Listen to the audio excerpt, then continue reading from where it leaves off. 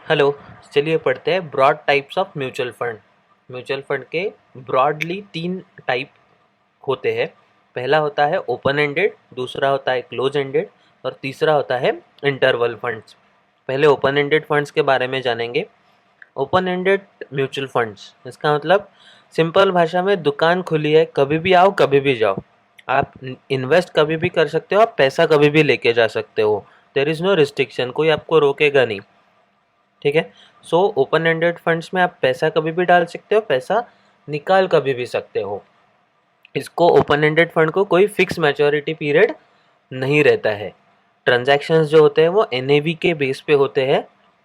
ठीक है। यहाँ पे एक इम्पॉर्टेंट कंसेप्ट है कि ओपन एंडेड फंड में यूनिट कैपिटल फिक्स्ड नहीं रहता है, वो फ्लेक्सिबल रहता है। यूनिट कैपिटल मतलब जो शेयर्स, जो यूनिट्स अलॉट किए गए उनका नंबर। यूनिट कैपिटल चेंज, क्योंकि लोग आते रहेंगे जाते रहेंगे, लोग आ जाएंगे तो यूनिट कैपिटल बढ़ेगा, लोग चले जाएंगे विड्रॉ रिडम्पशन कर लेंगे तो यूनिट कैपिटल कम होगा। सो इसीलिए ओपन एंडेड म्यूचुअल फंड्स में यूनिट कैपिटल फ्लेक्सिबल रहता है, वो कभी भी फिक्स नहीं रहेगा। इसके उल्टा, इसके अपोजिट क्लोज एंडेड फंड।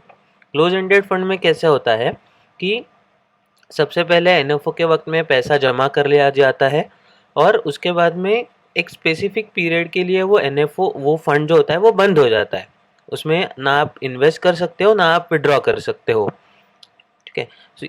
तो लोग अंदर ही नहीं जा पाएंगे, लोग बाहर भी पैसा नहीं निकाल पाएंगे, तो यूनिट कैपिटल जो रहेगा वो क्लोज एंडेड फंड में फिक्स रहेगा, वो फ्लेक्सिबल नहीं रहेगा। ठीक है।